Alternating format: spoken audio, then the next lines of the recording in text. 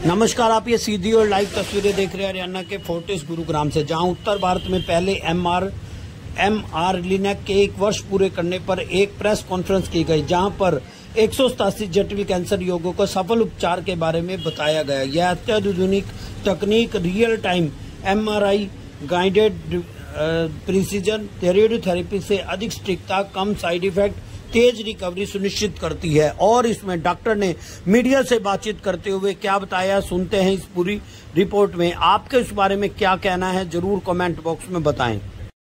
Technology शुरू की थी अगस्त 24 में, उसका नाम है एमआर लिनेक।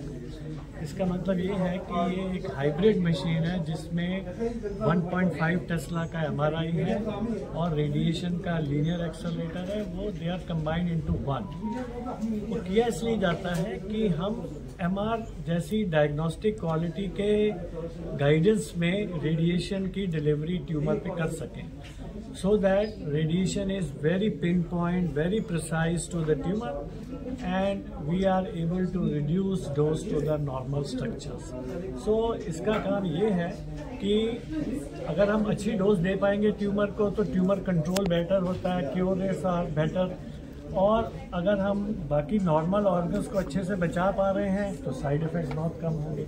तो ये बहुत बड़ी ट्विन एडवांटेज है, improve tumour control and reduction of side effects. और डॉक्टर साहब देखिए, अगर बात करें आपकी टेक्नोलॉजी की, बड़े लोगों को, जो पैसे वाले लोग हैं, पूंजीपति लोग हैं, उनका तो इलाज हो जाता है, लेकिन गरीब लोगों का कैसे होगा इस टेक्नोलॉजी, किस तरह से करता है? गरीब लोगों के लिए हमारे पास दूसरी मशीनें हैं, और इसका मतलब ये नहीं है कि एमआर लिनेक पे नहीं होगा तो इलाज सही नहीं होगा। देखिए, मैन बिहाइंड द मशीन में इम्पोर्टेंट है।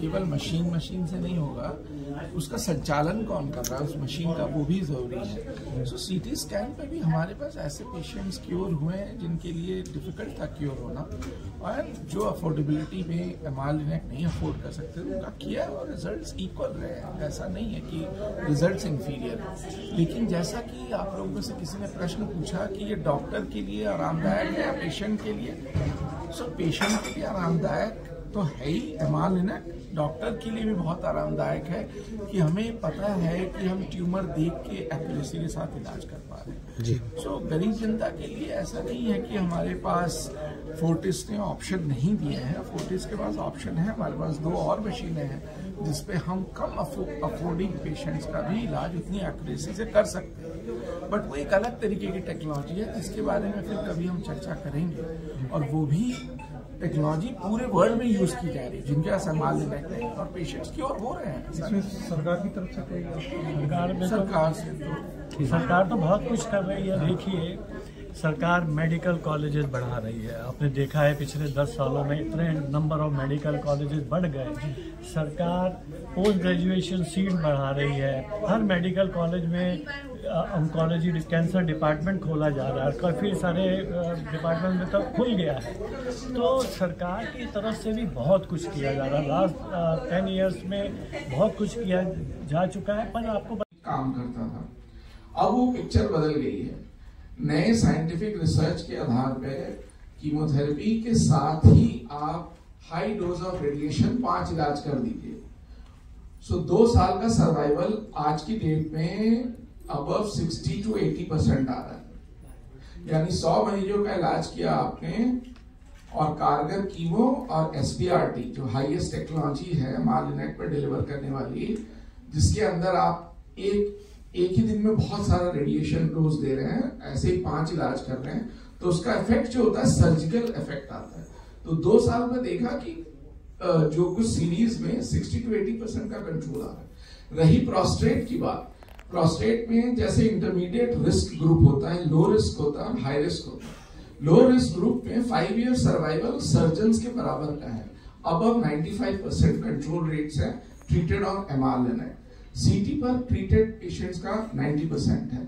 सो 5 से 7% का difference with laser side effect. भाई, आप क्योर तो कर दे रहे हो, लेकिन उसकी ब्लीडिंग रेक्टम से चलती जा रही है जिंदगी भर के लिए, तो वो तो क्योर नहीं हुआ ना। तो हमें कोलैटरल डैमेज प्रिवेंट करना और क्योर भी बढ़ाना है।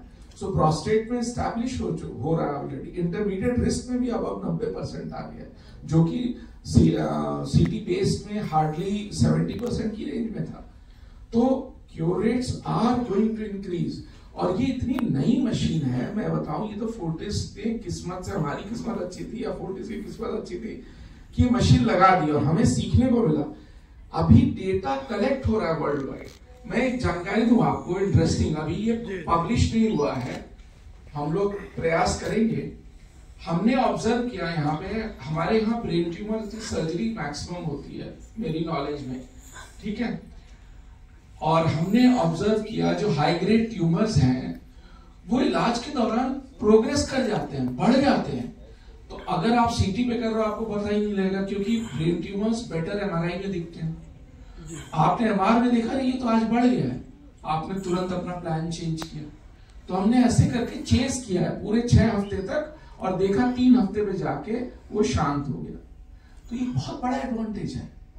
सो इनका जवाब ये है, ये पूछे चमत्कार। चमत्कार तो मेडिसिन में वेरी रेयर, आपने अपनी लाइफ टाइम में चमत्कार देखा? वैसे है नहीं। मुझे दुखद इस बार हो रहा है, मेरी माँ की मृत्यु कैंसर से हुई थी और उस समय उनका इलाज टाटा मेमोरियल हॉस्पिटल बॉम्बे में हुआ था।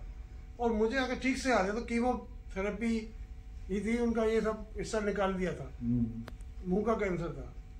तो मैं जानकारी जनसाधारण तक पहुंचाना चाहूंगा कि इससे कुछ सुधार की उम्मीद कर सकते हैं या कोई चमत्कारी बदलाव की उम्मीद कर सकते हैं। तो ये जो हमारी कॉन्फ्रेंस हो रही है इसमें हम यही डिस्कस की, देखिए जो कैंसर का इलाज है वो 3 लोग करते हैं mainly, surgeons, radiation oncologist, medical oncologist. तो उन तीनों का इकट्ठा बैठ के उस पर्टिकुलर पेशेंट के लिए सही इलाज ढूंढना बहुत ज़्यादा ज़रूरी है कि उससे सक्सेस भी ज़्यादा हो और साइड इफेक्ट भी कम हो।